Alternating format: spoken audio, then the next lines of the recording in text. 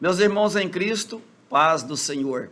É com muito prazer que estamos nos estúdios da Semadeiron para o estudo de mais uma lição da Escola Bíblica Dominical.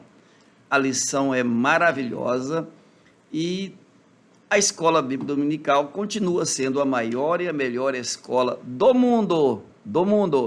Glória a Deus por isso que fazemos parte da Escola Bíblica Dominical. No meu caso em específico, desde a minha primeira infância, já estava por lá, junto com meus pais, na escola bíblica dominical. Meus pais já eram evangélicos e eu ainda não, eu era criança pequenina, mas eu não havia aceitado a Jesus como Salvador. Mas lá na escola dominical, o Senhor tocou no meu coração e eu aceitei a Jesus como Salvador. Por isso, irmãos, que a escola dominical é a melhor escola do mundo. Ela tanto ganha almas para o reino de Deus, quanto ensina essas pessoas que já vieram para o Evangelho. E ela continua preparando essas pessoas para serem obreiros na sua casa. A todos que nos assistem, a nossa saudação carinhosa e o desejo de que a paz de Cristo inunde todos os corações. A lição de hoje é a de número 11. Em 11 de dezembro de 2022. Que coisa maravilhosa. O ano de 2022 está se findando, mas deixando conosco uma reminiscência, deixando conosco uma lembrança muito bonita de grandes lições que nós estudamos, que nós aprendemos juntos aqui. Vocês que nos assistem pelas redes sociais, saibam que nos ajudaram muitíssimos mesmo, quando vocês nos enviam aquelas mensagens agradecendo pelo programa da Escola Dominical, quando vocês perguntam alguma coisa sobre a Escola Dominical, sobre a lição da escola, estão contribuindo muitíssimo para que nos incentivemos cada dia mais a permanecer fazendo Escola Bíblica Dominical. E nesta lição estudaremos algo muito especial, a visão do templo e o milênio. Duas coisas maravilhosas aqui. Ezequiel, cerca de 500 anos antes de Cristo, ele teve a visão do templo no milênio. Que coisa linda, que coisa maravilhosa. Bem, se eu pudesse colocar datas nas coisas, eu diria o seguinte: e se fosse hoje a instauração do milênio, já estaríamos então com 2.500 anos, desde que Ezequiel viu o templo lá no milênio, o templo pronto, o templo do milênio, coisa que só Deus é capaz de fazer. E em visão, Deus o fez ver esse novo templo, a coisa mais linda do mundo. E, irmão Eliseu, o interessante é que é atípico esse templo, não é bem diferente do que Salomão construiu, do que fora reconstruído pelo rei Ciro, lá dando as ordens, Artaxerxes, dando aquelas ordens para os judeus retornar e reconstruir, e também depois Herodes dá aquela reforma geral no templo, bem diferente, né? Então, pastor Jormi César, paz do Senhor, meus irmãos, sim, um templo com um perfil totalmente diferente, porque Jesus, que é o verdadeiro templo, ele disse aos seus contemporâneos em sua época, dizendo: eis aqui um que é maior que o templo. E quando ele fala que ele é maior que o templo, é porque tudo que estava ali no templo de Herodes, aquele templo construído por Zorobabel e reformado por Herodes, estava indicando Jesus. E Jesus então morre e ao terceiro dia ressuscita, cumprindo aquilo que ele disse: eu destruo esse templo e construo em 3 dias. Então, quando o milênio acontecer, o templo do milênio, ele virá com um perfil diferente. Por quê? Aquela glória que foi perdida lá no templo de Salomão, destruído no ano 586, ali com a chegada dos babilônicos, aquele templo perdeu a glória de Deus. Agora, como diz o pastor Jormi César, já 2.500 anos depois, volta-se o templo e volta a glória de Deus de uma forma poderosa novamente, e o próprio Cristo reinando nesse templo. Que perfil extraordinário, pessoalmente, já não mais com aquela limitação humana que veio como homem para morrer, para sofrer por nós, mas agora com poder, com grande glória.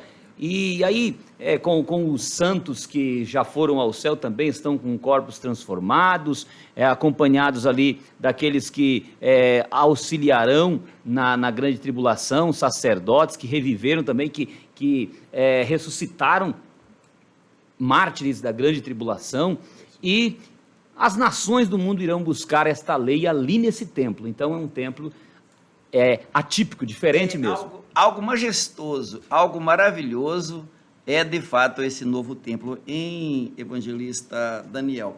Me parece que até alguns dos equipamentos do templo, o vasilhame do templo lá serão diferentes, Fala para nós alguma coisa sobre isso aí. Parece que alguns deles não constarão lá mais.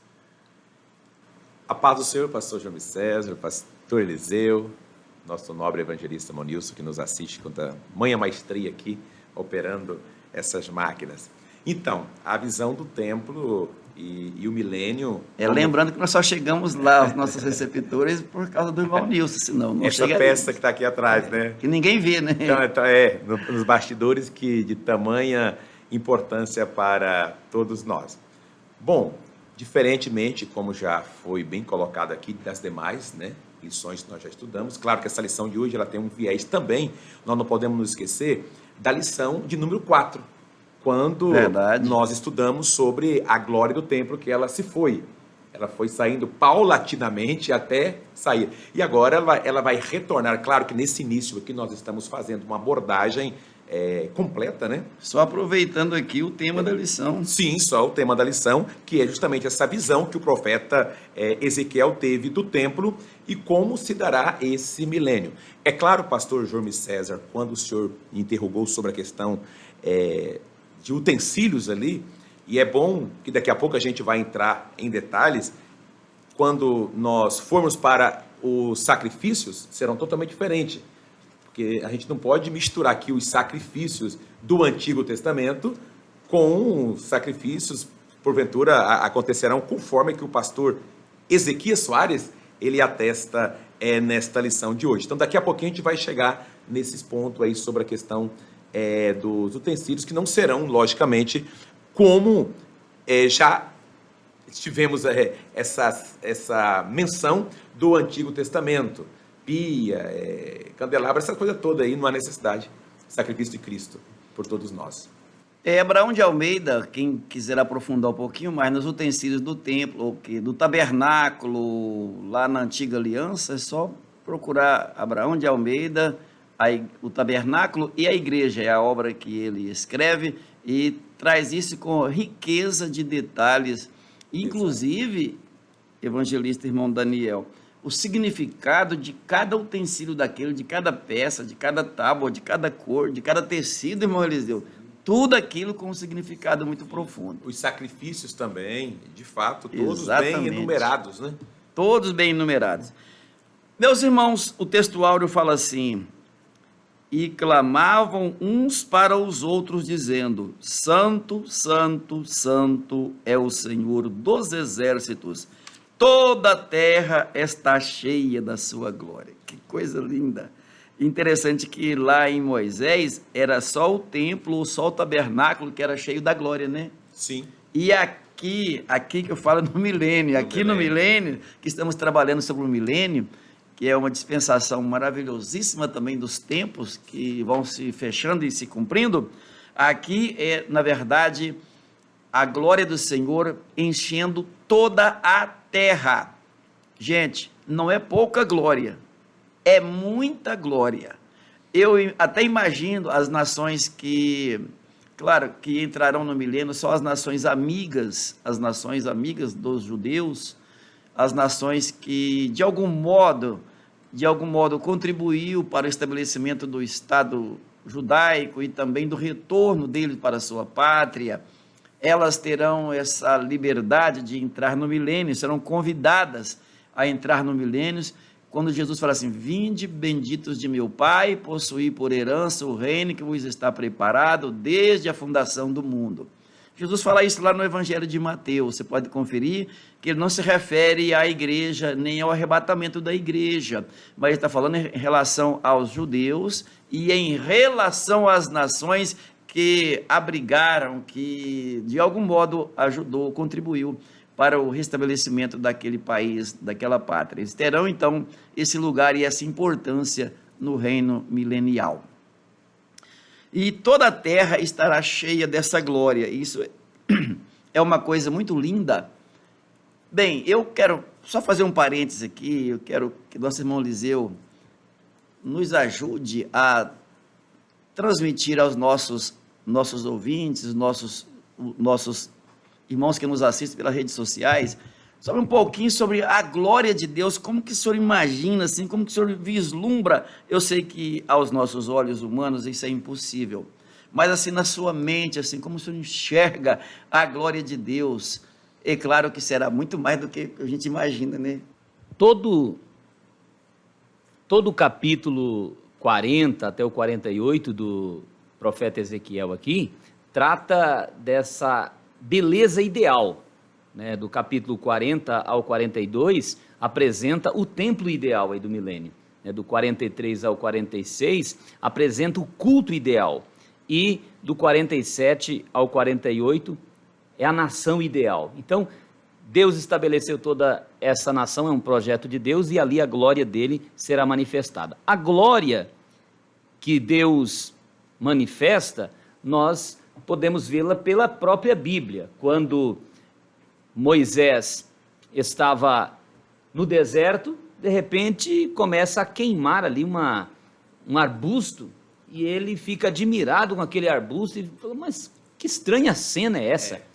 E Deus diz a ele, de dentro daquele fogo, né, que queimava o arbusto, mas o arbusto não consumia, e disse, tira a sandália dos teus pés, porque o lugar que estás é terra santa.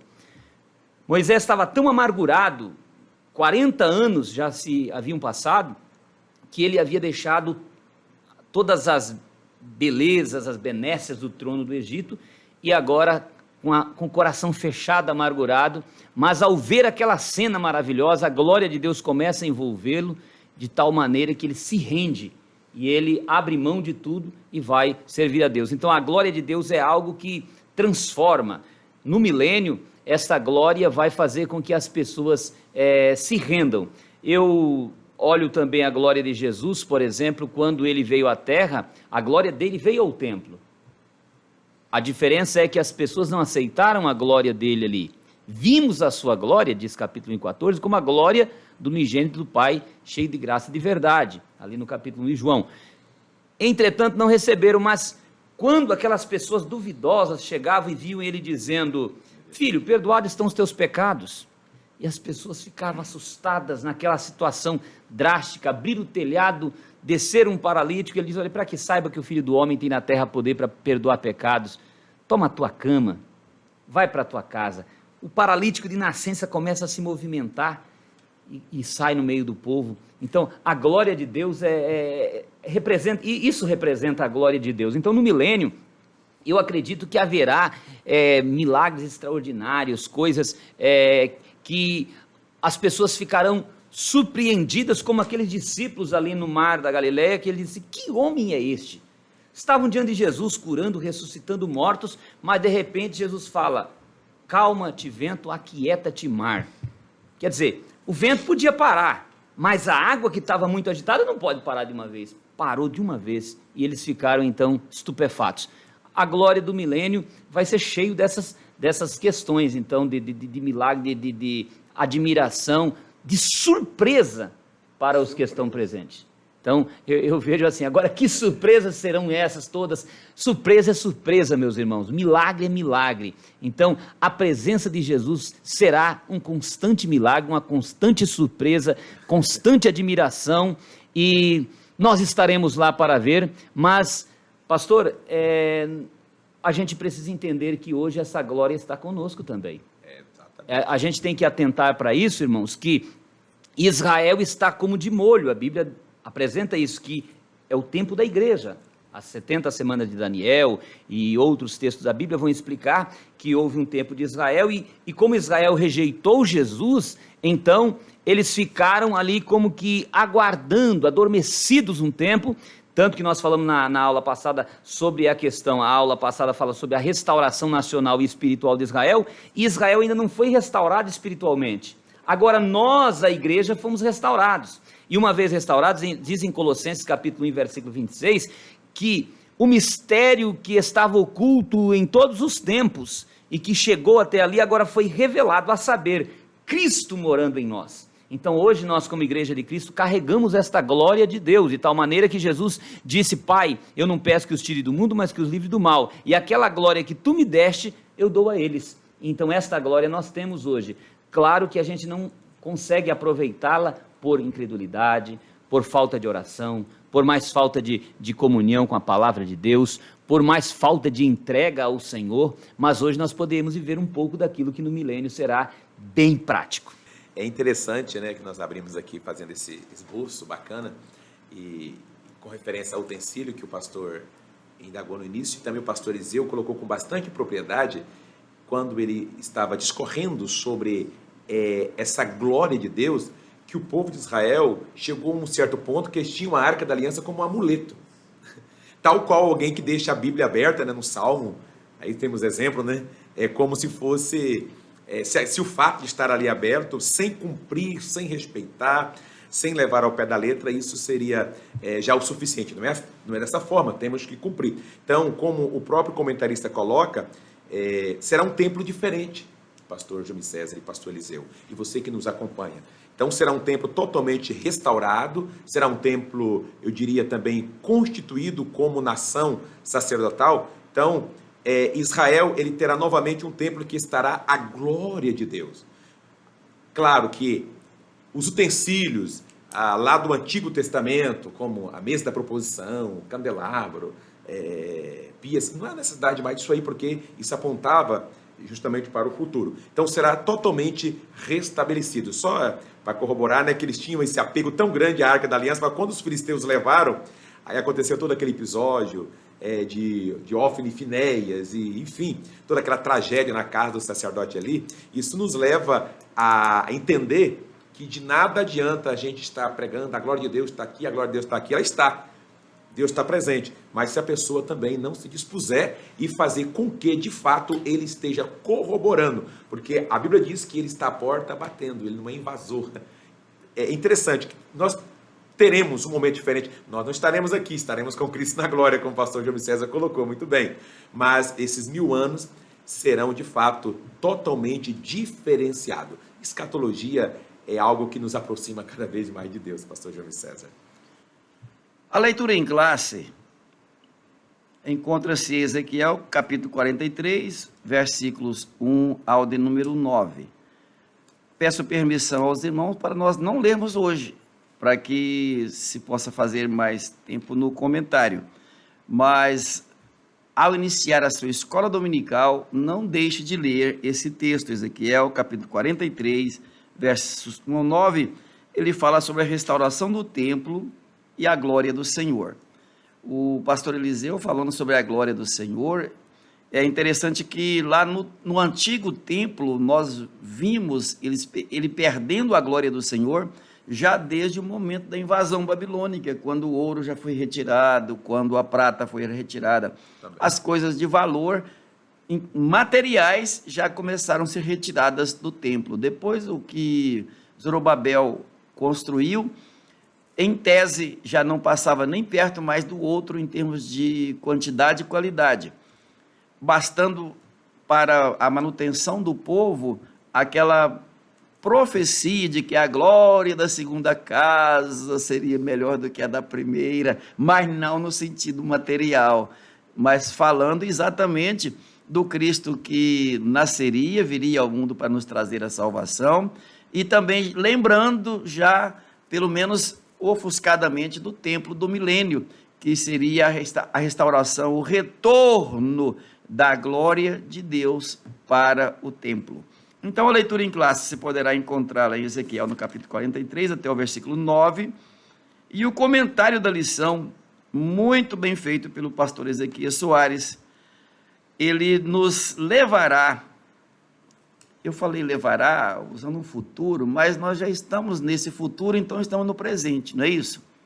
Então ele nos leva a um conhecimento vislumbrante de algo que ainda acontecerá, que é esse templo. E o que nos chama mais atenção aqui é que nesse templo, a igreja, ela não participará em corpo físico aqui, como se estivesse na terra. Esse templo será para os judeus e para as nações que sobrarem da grande tribulação, os que conseguirem adentrar ao milênio. E se fôssemos colocar esses eventos em ordem, só para facilitar para quem está nos assistindo, o primeiro evento a acontecer que marca a chegada da dispensação do milênio, que marca o fim da salvação para os gentios, que é a dispensação da graça, é a volta de Jesus. A volta de Jesus é o momento e o fator decisivo para desencadear tudo isso. Então, ocorrendo a volta de Jesus, levando consigo a sua igreja, a sua noiva, a sua amada, aquela quem a sua alma ama, ele a levará para si. Pois bem, aí então no céu nós teremos 7 anos de gozo da igreja. Num primeiro momento, a igreja estará no tribunal de Cristo para receber ali os seus galardões. Ela será julgada, uma espécie de julgamento das obras, não para ser salvo, mas dos salvos receberão então do Senhor o seu galardão e se assentarão às bodas com ele. O evangelista Daniel, ele é cantor. Você lembra daquele hino que fala assim: lá nas bodas do Cordeiro sentaremos prazenteiros, pois a vinda é bem certa de Jesus. Virei cantor. Eu ainda lembro mais daquele: vem aí o grande dia, que prazer e harmonia, uma festa de alegria que Jesus vai promover. Isso é lindo, é as bodas do Cordeiro. Então, que coisa linda, as bodas do Cordeiro no céu, 7 anos de grande festa, de alegria, de gozo, a igreja lá desfrutando com o Senhor. Porém, aqui na terra, grande tribulação, 3 anos e meio, uma tribulação bem atribulada, porque não tem tribulação boa, mas ela será um pouquinho menos agressiva, e 3 anos e meio de grande tribulação, essa é a expressão que a Bíblia utiliza, 3 anos e meio de grande tribulação, aí até a morte ficará com vergonha e terá o seu trabalho diminuído nesse período de grande tribulação. As pessoas até desejarão morrer e nem vão conseguir, porque é para ser atribuladas mesmo. Que Deus tenha misericórdia de nós, que nenhum de nós fiquemos aqui para essa época, mas que subamos com Jesus Cristo na sua volta. Então eu já falei da volta de Jesus, da grande tribulação na terra, das bodas do Cordeiro lá em cima. Que coisa maravilhosa. Findando isso, vem aquela guerrinha que nós vimos na lição anterior, que falou de Gog e Magog. Ali então será uma batalha muito pesada, mas Jesus Cristo ajudará os judeus a vencer essa batalha. No capítulo 12 de Apocalipse, aparece lá uma explicação, Daniel, de como o Senhor agirá para livrar Israel por aquela época. Então o dragão partirá mesmo com tudo para a destruição, mas o Senhor Deus estará ali para livrá-lo. O dragão não conseguirá a vitória que ele planeja. Por mais que ele lute, por mais que ele empreenda os seus ataques, por mais que ele abrace aí as universidades, os meios de comunicação, os meios de produção, a economia e tudo mais, não tem para ele, porque Deus está no controle e ele já tem um plano traçado de como serão todas as coisas. Então aí será a segunda fase da segunda vinda de Cristo, que ele aparecerá no céu com poder e grande glória, e os salvos, pastor Eliseu, virão com ele, já em corpo glorificado, um corpo lindo, que não tem nada a ver com essa natureza terrena e carnal e física, mas assim seremos semelhantes a Jesus, semelhantes, não seremos iguais, semelhantes a Jesus Cristo. Mas já está bom demais. Para quem está num corpo que tem febre, tem dores, tem um monte de sofrimento, tem enfermidades, e voltar aqui num corpo semelhante ao de Jesus, o que o senhor acha disso? Não haverá nem hospital, nem enterro, não tem cemitério, não tem farmácia. Para nós não haverá nada dessas necessidades, né? Até os do milênio terão privilégio, né? As folhas das árvores vão curá-los, mas assim ainda enfrentarão alguns problemas, né? Agora nós voltaremos transformados, é o que está em Coríntios capítulo 15, né? Porque o que é corruptível é necessário que se revista da incorruptibilidade, o marcessível da imarcessibilidade, para que se diga tragada foi a morte na vitória. E diz o texto, porque assim como existe corpo celeste, existe corpo terrestre, assim como tem corpos de animais, tem corpos de vegetais, tem corpos de peixe, assim também tem corpos espirituais e corpos carnais, e é preciso que nós deixemos esse corpo carnal, porque a carne e o sangue não vão herdar o reino de Deus, e nós vamos para o céu primeiro. Agora, como é um sonho de Israel, e nós vemos nessa lição uma promessa, pastor, tão maravilhosa, né? Prometeu Deus a Israel esse milênio, esse 1000 anos de paz, onde eles vão ter a sua terra toda restabelecida, todo o espaço geográfico que foi prometido a eles, eles terão, onde terão restauração espiritual, a comunhão vai ser restaurada. Então, o sonho que Israel sempre sonhou, Deus vai atender a eles em corpos de carne, para provar para eles que Deus é fiel e que as promessas de Deus são infalíveis. Então, se eles na verdade tivessem noção de que o céu era melhor, eles não, de repente eles até teriam, Senhor, ao invés do milênio, não seria melhor para nós já partirmos para o novo céus e nova terra? Mas como as coisas começaram assim, era o desejo deles, e a gente sempre pensa pequeno, né? O ser humano, às vezes, ele quer explicar para Deus o que é melhor para ele. Se você tem seus sonhos, se você tem seus desejos, não precisa ficar dando opiniões para Deus, só diga, Senhor, me ajuda, faça a tua vontade, eu sei que o Senhor sabe o que é melhor para mim, eu estou aqui disposto para te servir, e com certeza, quando Deus te der aquilo que você está buscando, você verá que é melhor do que o que você sonhava. Pastores, permitam-me, é interessante porque alguém pode imaginar, mas será tão bom no milênio? 1000 anos, a criança brincará com os animais ferozes, não haverá essa questão da ferocidade, ou seja, é um restabelecimento de como era no início de todas as coisas. Então, mas Deus ainda vai soltar Satanás, estava tão bom assim, mas é para cumprir as escrituras. O interessante é que Satanás será solto para, pelo menos, exercer 2 atividades, para provar os que nasceram no período do milênio, e para fazer o que ele faz de melhor, que é enganar. Interessante que no diálogo de Deus com a mulher lá no Éden, Gênesis capítulo 3 e versículo 13, quando Deus questiona a mulher, aí ela diz, Satanás me enganou. Mas quando vamos para Apocalipse 28, também está dizendo que ele será solto para enganar o quê?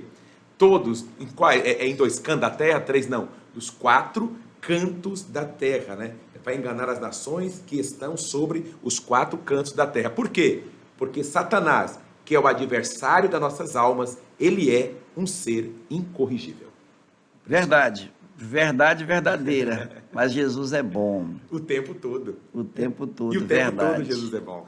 Então estamos aguardando a volta de Jesus, logo depois da volta de Jesus, os crentes nas bodas do Cordeiro, o mundo em grande tribulação, aí na grande vitória de Israel, lá na grande batalha que teremos no final da grande tribulação, então o Senhor virá com poder e grande glória e ele implantará o reino milenial. Chegamos então exatamente no ponto da lição de hoje. Entramos no milênio.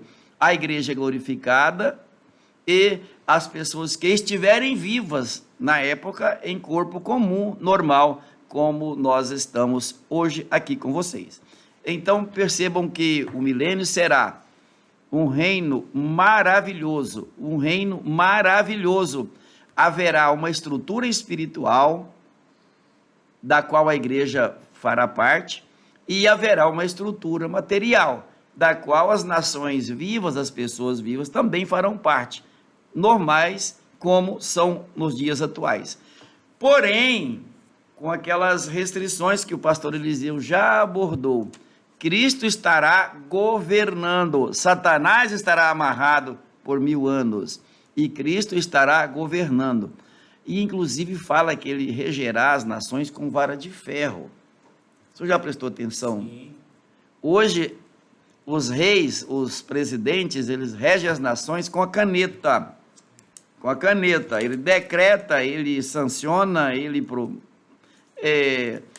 ordena, instrui e etc. Regulamenta. Naquele dia o Senhor regerá com uma vara de ferro. Pastor Eliseu, o senhor tem a liberdade de nos falar sobre essa forma de governo. O governo de Deus será um governo teocrático e como o governo de Deus é justo, então a balança de Deus é justa, será do jeito que ele disser. E então, para que haja essa justiça, é preciso punições. Hoje nós vemos um mundo em que vivemos, em que as pessoas são boazinhas, e o bonzinho, ele acaba sendo conivente e desleal. Então, é preciso eu saber cuidar do meu filho, eu saber atender os membros na igreja, as pessoas de uma maneira que entenda que para que haja justiça precisa haver também uma cobrança, uma responsabilidade. É por isso que na igreja tem a conhecida disciplina, as correções, as punições. Então, Jesus virá regendo com vara de ferro e a Bíblia diz que a nação que não cumprir a lei vai parar de chover. Vai haver punições lá naquela região. Será muito imediato assim. Imediato, instantâneo, porque Deus conhece todos os detalhes, tudo o que acontece. Isso já acontecia aqui em Israel. Deus fazia, Amós diz, eu tirei o alimento, mandei terremoto e tal, mas nos dias do milênio será muito taxativo. Para cada benefício, que serão muitos benefícios, existe também o outro lado, a punição. Então, facilmente você vai cumprir, porque o inimigo principal é Satanás, ele está preso. Você está com o mestre dos mestres te ensinando. A situação econômica vai estar favorável a todos. A saúde, 1000 anos de vida. Quem morrer com 100 anos, ele morreu ainda criança. É uma pessoa que teve um acidente, uma coisa complicada, muito triste, morrer criança com 100 anos. E os animais serão... Hoje quem morre com 100 anos está extrapolando todas as regras.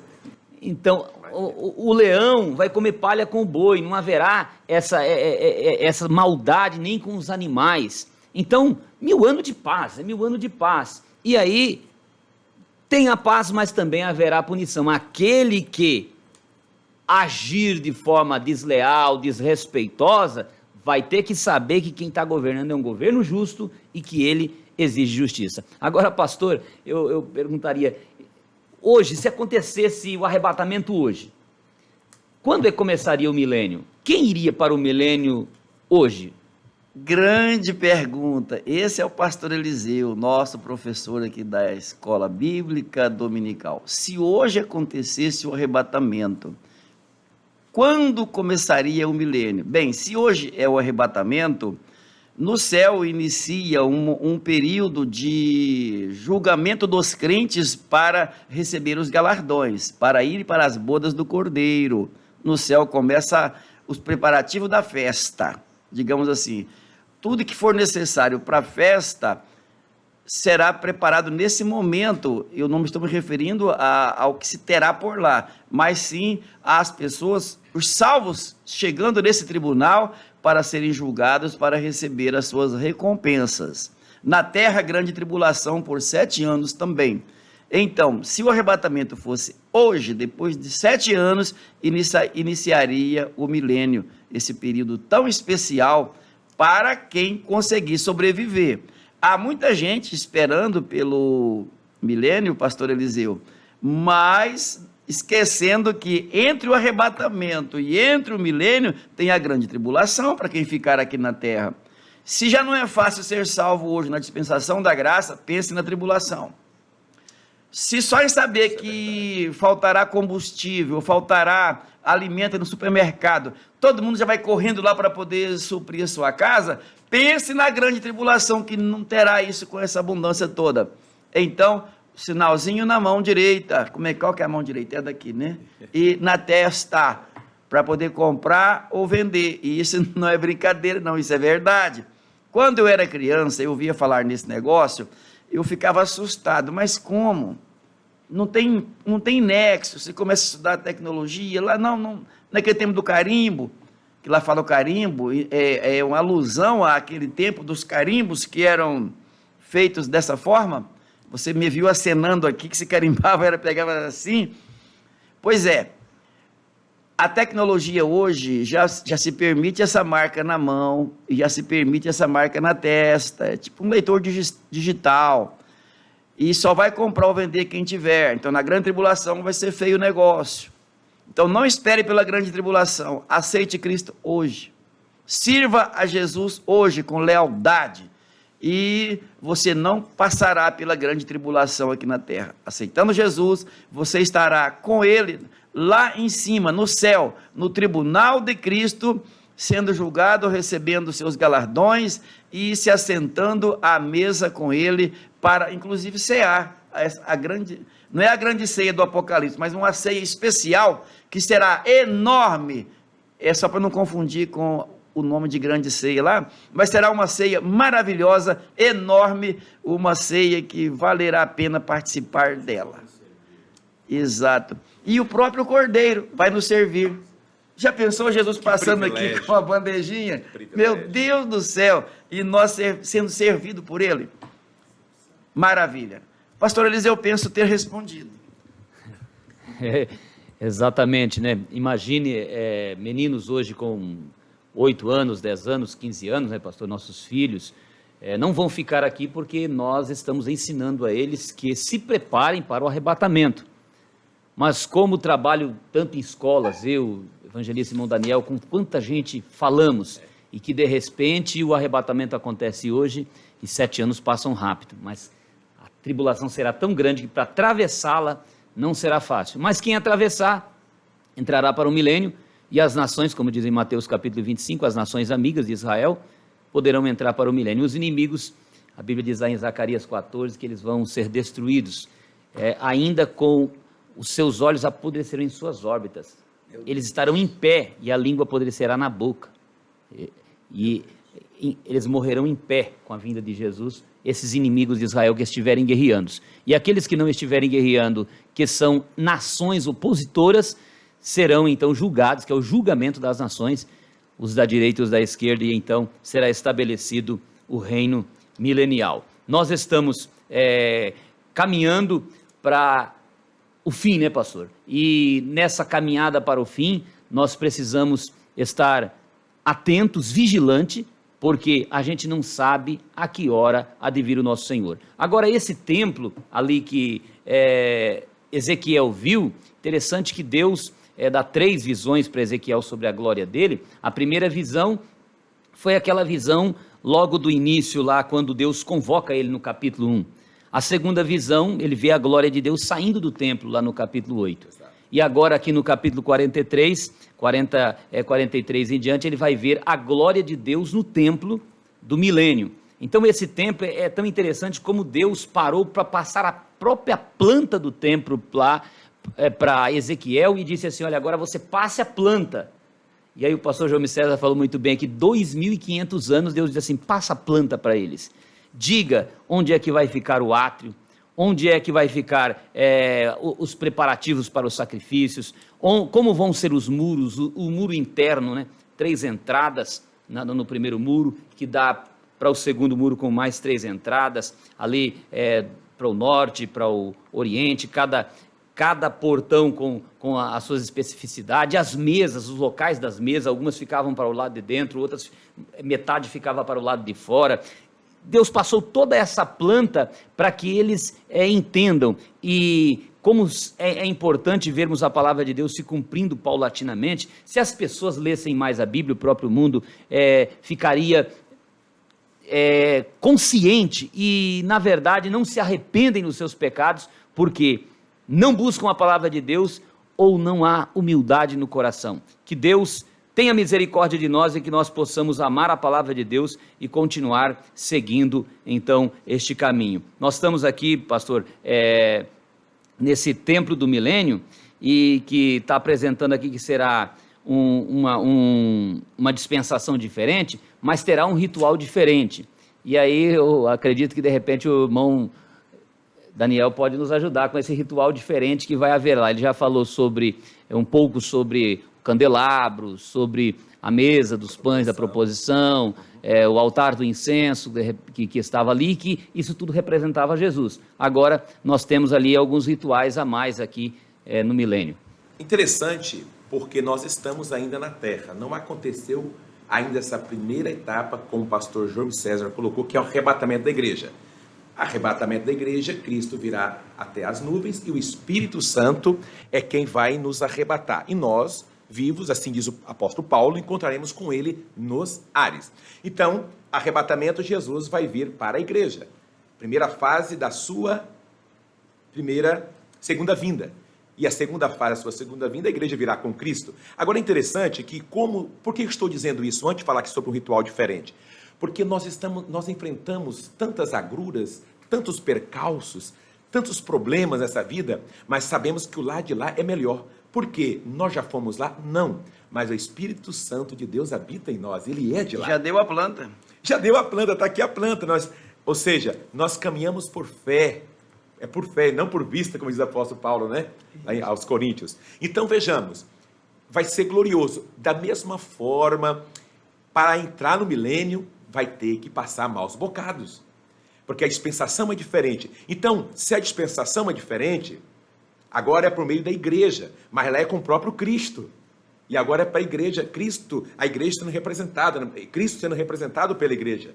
Então vejamos, é um ritual diferente. No templo, meus queridos, do milênio, o ritual de culto, de fato, ele será diferente do Antigo Testamento. Por quê, irmão Daniel? Porque alguns objetos do culto levíticos, esses objetos lá do culto levítico, eles deixarão de existir. E eu posso aqui elencar alguns, por exemplo, a Arca da Aliança no milênio não será mais necessária, porque a presença, o próprio Cristo estará ali, não é isso? Ela será desnecessária porque a própria glória de Deus, né, pairará sobre todo o mundo, assim como a nuvem de glória ela fizera sobre a arca.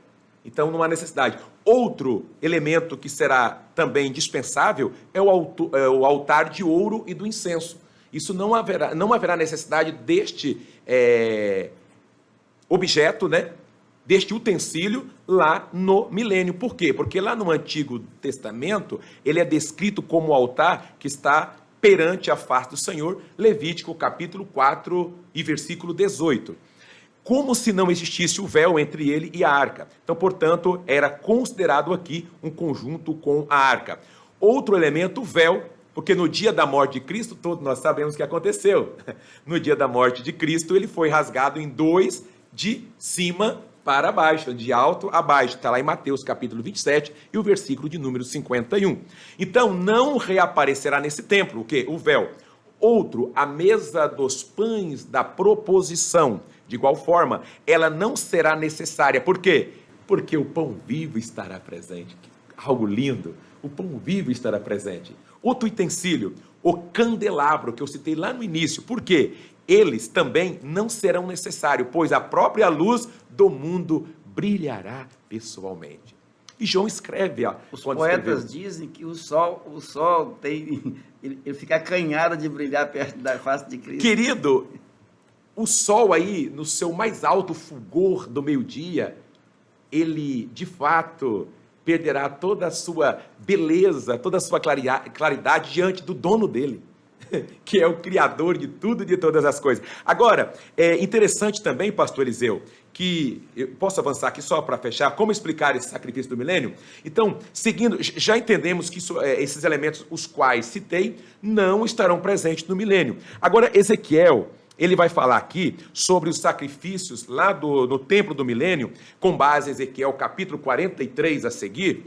Então, esses sacrifícios de animais, eles têm sido uma dificuldade. Então, é um ponto, eu concordo que é polêmico, sobre essa questão aqui de sacrifício de animais Isso é uma dificuldade para muitos intérpretes da Bíblia, tendo em vista o sacrifício definitivo, qual nós nunca esquecemos que é um sacrifício definitivo e perfeito de Cristo na cruz do Calvário. Então, seguindo essa linha, para não ficar dúvida em você que está aí do outro lado, uns entendem que o templo do milênio, seus sacrifícios, eles não podem ser literais, porque o sacrifício expiatório, pastor Eliseu, de Jesus e pastor Júlio César, tornou sem efeito o sacrifício lá do Antigo Testamento, porque ele é o completo.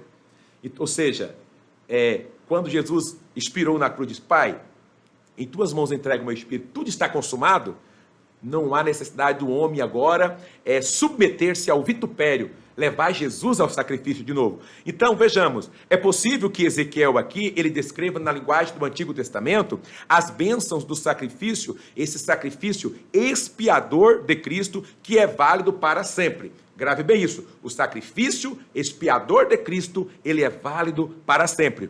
Outros ainda entendem que os sacrifícios são literais, ou seja, são sacrifícios oferecidos como memoriais do sacrifício da cruz, né? De Cristo lá na cruz do Calvário. Então, para fechar aqui, outros ainda entendem que os sacrifícios terão apenas um efeito simbólico, ou seja, um efeito retrospectivo, assim como a ceia do Senhor, que é, pastor Eliseu e pastor João César, e você que nos acompanha, que é a ceia do Senhor, que atualmente a ceia do Senhor é apenas um símbolo do sacrifício de Cristo. Você comendo aquele pão, você não está imaginando ali, porque a ceia do Senhor, ela é consubstancial. Não é isso, pastor Eliseu?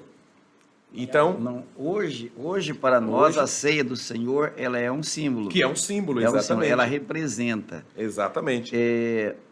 Há outras fontes de entendimento que entendem que a ceia ela é consubstancial, doutrina da consubstanciação e da transubstanciação. Exato. Então, existem três formas de entendimento. Né? Nós, assembleianos pentecostais, acreditamos que a ceia do Senhor, ela é o símbolo, ela representa o corpo e o sangue do Senhor Jesus Cristo. Pastor Júlio César, para fechar então, o fato de Jesus ter nos perdoado, o fato de Jesus ter nos salvado lá no Calvário, não nos dispensa da necessidade de, na dispensação da graça que nós estamos vivendo, celebrarmos a ceia do Senhor, bem como nós nos submetermos ao batismo.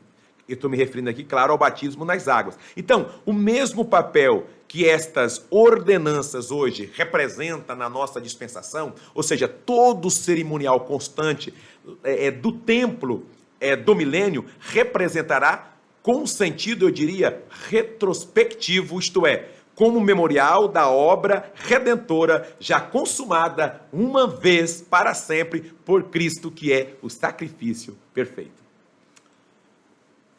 Pastor Eliseu, o evangelista Daniel nos deu essa belíssima aula aí sobre o milênio, né?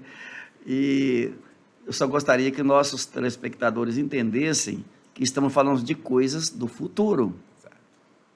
Coisas que estão por vir, que poderá ser amanhã, como a sua pergunta, se a vinda de Cristo fosse hoje. Estamos há 2.500 anos, ok. Mas e se demorar ainda mais um milênio? E aí? E daí? A carruagem vai andar. Então, nessa esteira de entendimento, nós estamos trabalhando como se fosse hoje, como se fosse começar agora. Mas isso pode demorar um tempo para ser começado. Que quem sabe dos tempos e das eras é só o Pai. Só o Pai e para mais ninguém. Então é um segredo dele. Então aceitemos aí a palavra de Deus como ela é. Mas tem mais uma coisa interessante que nós temos que falar, que nosso tempo está quase terminando, e é um assunto que parece que não termina, pelo menos para mim é um assunto que me chama muita atenção, quando se fala em escatologia. Isso me aviva assim, me anima, sobe assim, e eu fico meio alegre. É ótimo. Pastor Eliseu, aqui no segundo ponto da lição, ele fala como explicar os sacrifícios no milênio. Bom, Daniel já falou sobre a questão do efeito simbólico, que lá ele seria como a ceia do Senhor para nós hoje. Mas em relação aos judeus, seria isso? Sim. Seria em relação aos judeus. E os judeus estariam vendo aquilo acontecer como algo que estivesse natural para eles, pelo menos historicamente, e recebendo como então nós recebemos a ceia do Senhor hoje. O senhor também concorda com essa ideia ou tem algo a acrescentar? Então, meus irmãos, isso é muito claro, né? Quando essa visão acontece, que Ezequiel é tirado e levado outra vez a Jerusalém, porque naquela primeira visão do capítulo 8 ele tinha se levado a Jerusalém, depois ele foi devolvido à sua terra, que 800 quilômetros depois. Agora ele é levado novamente e ele vê o templo, e nas próximas 2 lições nós estaremos vendo também sobre o templo. Então, quando ele recebe essa visão, o próprio Jesus chega ali e ele começa a ter uma participação com esse homem que começa a mostrar para ele muitas coisas. E a questão do sacrifício, ela é tão literal ali, quando a gente olha no texto, mas o povo de Israel estava numa distância tão grande da época do milênio, que a tecnologia não era de hoje. A visão, Jesus não havia derramado o seu sangue na cruz, eles não tinham noção ainda de como seria o Calvário. Se os judeus dos dias de Jesus não tinham noção daquilo, e até doutores da lei acabavam se confundindo, embora quando arrependidos como Nicodemos a salvação chegava para eles, e aqueles que não se arrependiam por dureza de coração mesmo. Mas a distância é muito grande, então o assunto é literal. Entretanto, para nós não importa se terá o sacrifício ou se não terá o sacrifício. Se o sacrifício ele é simbólico ou se ele é literal. Exato. Se for literal, bem explicado já pelo evangelista irmão Daniel, é apenas como um memorial, assim como você participa da ceia e traz à memória a morte de Jesus e anuncia a sua ressurreição. O sangue de Jesus ele é perpétuo, para sempre, eternamente, ele será lembrado. Então, algo terá que ser feito no milênio para que esse sangue não entre no esquecimento, para que se saiba que a humanidade estava toda perdida, que o homem estava irremediavelmente perdido e que só teve uma maneira de o homem responder à justiça de Deus, era a morte. Mas como o homem não estava disposto a morrer ou nem podia se candidatar devido à sua grandeza de pecados, Jesus então, santo, veio e morreu por nós e portanto a Bíblia diz assim, digno és de abrir o livro. Está lá em Apocalipse 5, porque compraste para ti povos de toda tribo, línguas e nações com seu próprio sangue. Então o sangue tem que ser lembrado, no milênio será lembrado, e Jesus tem uma forma própria de lembrar da morte dele, e os sacrifícios, eles remetem ao sacrifício de Jesus. Então, como será, se simbólico ou se literal, não importa, o importa é que será lembrado. E o que também importa é que ele não será para completar nenhuma obra expiatória, como já muito bem explicado pelo evangelista irmão Daniel. Esse sacrifício será apenas para lembrança e para serviço ao Senhor, como nós fazemos hoje. Hoje nós fazemos sacrifício, a ceia é um sacrifício que nós fazemos ao Senhor, e também o culto racional, como diz lá em Romanos capítulo 12, diz, rogo-vos, pois irmão, pela compaixão de Deus, que apresenteis os vossos corpos em sacrifício vivo, santo e agradável a Deus. Por que pode ser simbólico? O apóstolo Paulo, por exemplo, em sua morte, ele vai dizer, eu já estou sendo derramado como libação, como sacrifício, estou sendo oferecido aqui como sacrifício. Então, de forma simbólica, existem muitas maneiras de simbolizar tudo aquilo que aconteceu com Jesus e a vitória que nós já conquistamos pelo Calvário e que não precisa mais se conquistar. Tudo já está pronto, tudo já está encerrado. Então, pastor João César, eu acredito que nossos irmãos que estão nos ouvindo aí são claros disso, mas é importante que a gente reforce toda esta situação, embora o milênio, ele é, como disse, um sonho para os judeus, e Deus então vai cumprir isso para ele. Nós estamos em outra dimensão, faça parte do arrebatamento, que você vai estar no milênio em corpo glorioso. A nossa realidade é outra, você não terá limitação. Por exemplo, eu poderia perguntar aqui, onde Jesus vai morar quando vier aqui reinar em Israel, né? Onde os salvos vão morar? Porque a gente vai estar reinando aqui 1000 anos. Olha, onde nós vamos reinar, não há limite para nós. Nós teremos liberdade de estar no céu e na terra, é ilimitado. Nós não estamos limitados pelo espaço como aqueles que estão em carne. Então nós não precisaremos de dormir, nós não precisaremos de descanso, não precisamos de assentar. Então toda essa questão é diferente. Agora, aqueles que fizerem parte do milênio, os infelizes, que fizerem parte dos felizes, que são os judeus, que para eles foram, mas os infelizes que eu chamo aqui são aqueles que deixaram de fazer parte do arrebatamento. Hoje falo dos gentios, esses que, crente desviado, pessoas que brincaram com a palavra, alguns até pastores, obreiros, descuidaram, deixaram de vigiar, porque a Bíblia fala assim: orai, vigiai e olhai. Vigiai porque não sabeis qual é o tempo. Hoje muitas pessoas falam em oração, falam em jejum, mas cada vez que a Bíblia fala em oração, fala em jejum, ela fala no acompanhamento, na vigilância. Então que nós estejamos prontos para o arrebatamento, porque se ficar para o milênio, aqueles que conseguiriam atravessar a grande tribulação, terão um grande privilégio, que eu falo assim, feliz, porque vai sofrer muito. Agora, os judeus, eles têm uma promessa, e essa promessa será cumprida cabalmente na vida deles, e porque a Bíblia é fiel, Deus é fiel e maravilhoso.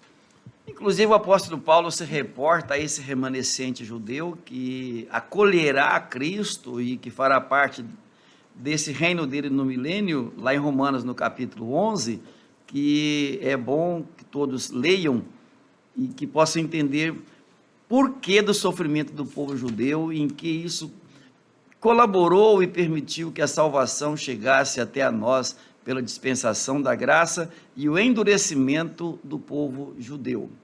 Pois bem, o tempo não permite, pastor Daniel, por mais que nós quiséssemos dissecar isso aqui, nossa capacidade também não dá, porque eu sempre falo que não existe doutor em Bíblia.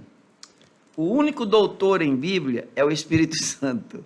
O único doutor em Bíblia é o Espírito Santo. Por mais que eu quisesse, por mais que nós quiséssemos, eu tomo a liberdade de falar em nosso nome, Sim.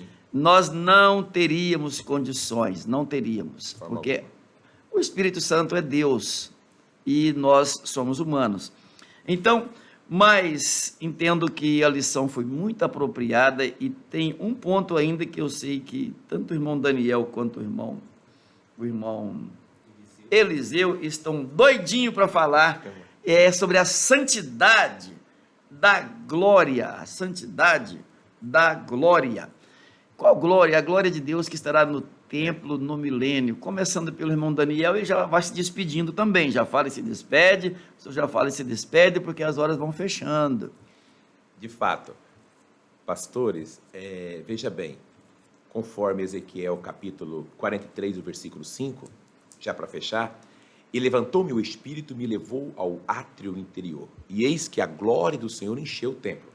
É interessante, pastor Eliseu já discorreu com bastante propriedade, pastor João César, de igual modo, depois de Ezequiel ele ter visto o templo com os detalhes da sua dimensão, faltava o mais importante do lugar sagrado, que era a presença de Deus.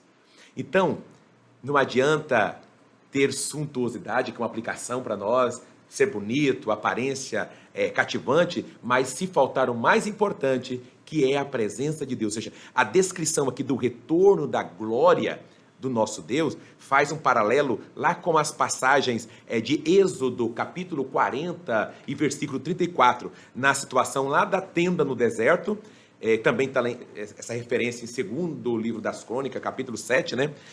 Na dedicação também do templo lá de Salomão. Então, o retorno da glória de Deus significará a volta de Deus no meio do seu povo, conforme a gente vai ver lá em Ezequiel, no capítulo em Apreço, capítulo 43. Mas lá em Ezequiel, capítulo 30, nós vamos encontrar, no versículo 21, que registra que essa glória será manifestada entre as nações, e o nome santo de Deus será revelado, pastor Eliseu.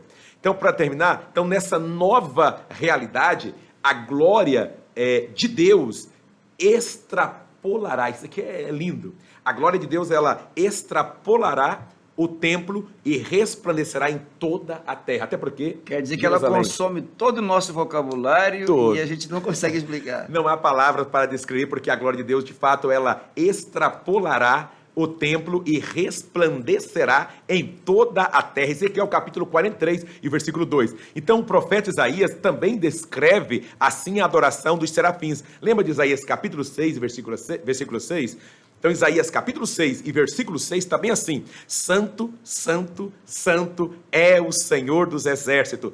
Toda a terra está o quê? Cheia da sua glória. Então, eu e você servimos a um Deus que é santo 3 vezes. Se pudéssemos ou se entendêssemos o que é a santidade de Deus e buscássemos mais estar separado, porque a palavra de Deus trata de santidade, e é claro, essa palavra significa separação do mundo, nós estaríamos bem melhor. Os dons espirituais, a nossa comunhão, os problemas seriam fáceis de ser resolvidos, alguns nem existiriam.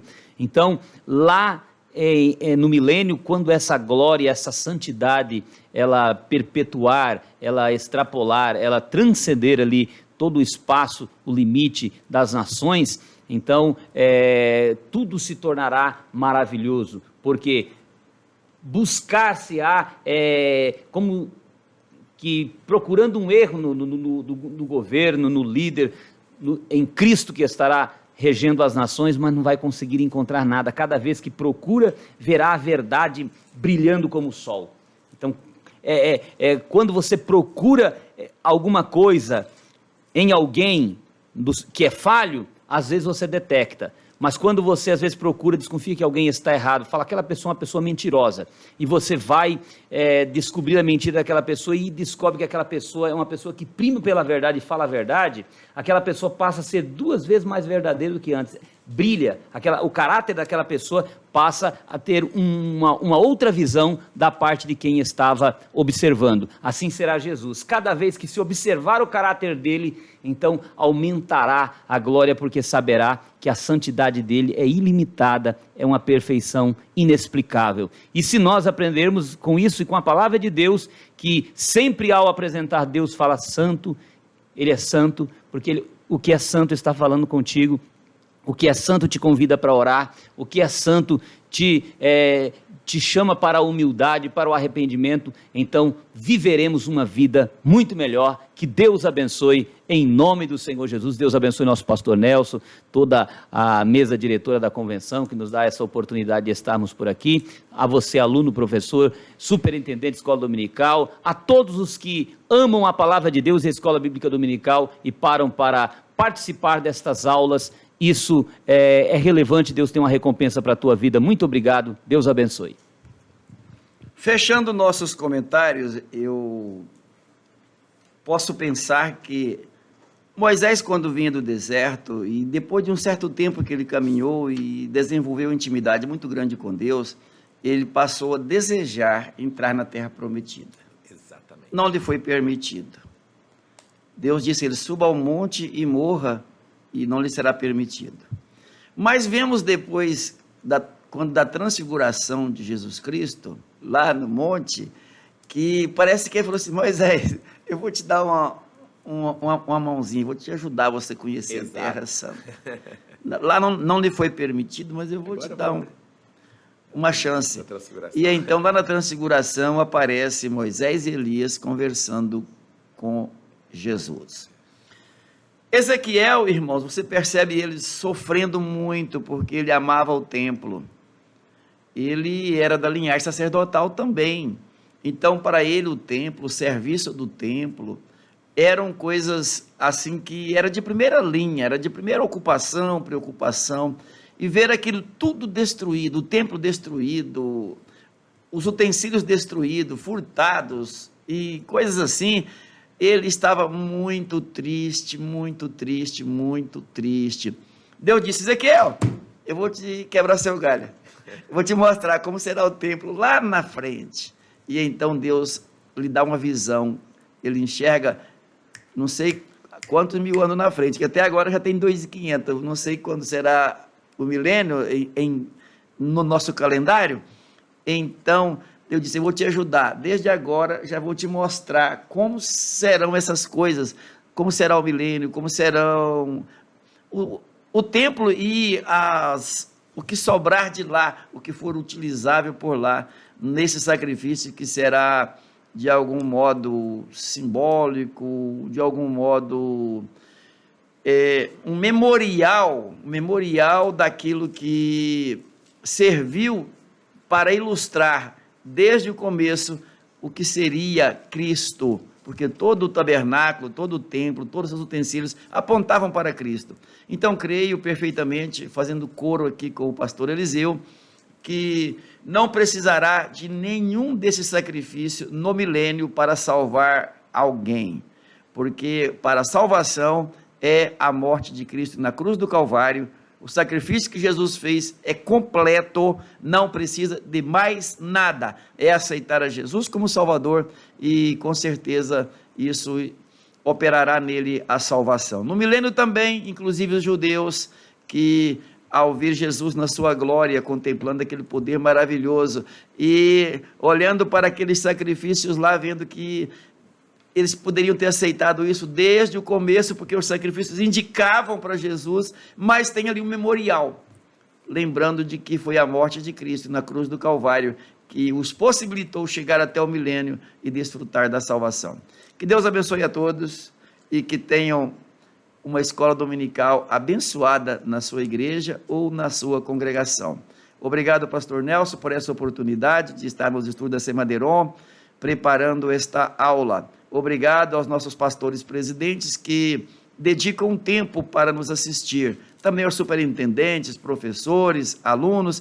Deus abençoe vocês e que tenham mesmo uma vida assim no altar da casa do Senhor, procurando fazer a vontade do Senhor. Talvez você ficou perguntando, por que vocês não explicaram mais a lição, dizendo o significado de cada coisa? Calma, nós tentamos passar para os irmãos aquilo que o Senhor Jesus é e fará no milênio, o sentido das coisas, e não o que é uma caneta, o que é uma lapiseira, mas sim o sentido de como as coisas acontecem no milênio e o que elas representam nessa macrovisão de Deus mostrada a Ezequiel. Orando a Deus, com certeza teremos melhores esclarecimentos e melhores entendimentos. Estaremos orando agora e você pode orar conosco e Deus continuará te abençoando. Pai, te louvamos por esta oportunidade grandiosa de falar aqui, Senhor, da tua palavra e também a escola bíblica dominical. Uma lição, Senhor, muito profunda, que vai além dos nossos entendimentos. Mas o teu Espírito Santo, ele é capaz, ele é competente para visitar a cada um de nós e a cada aluno, Senhor, para que entendam a sua palavra e possam guardar essa palavra nos seus corações. Que cada aluno entenda completamente o que meu Senhor está mostrando a Ezequiel e com isso mostrando a todos nós. E que assim marchemos por fé, marchemos confiados no Senhor até o dia da sua volta. Em nome de Jesus te pedimos e agradecemos. Amém.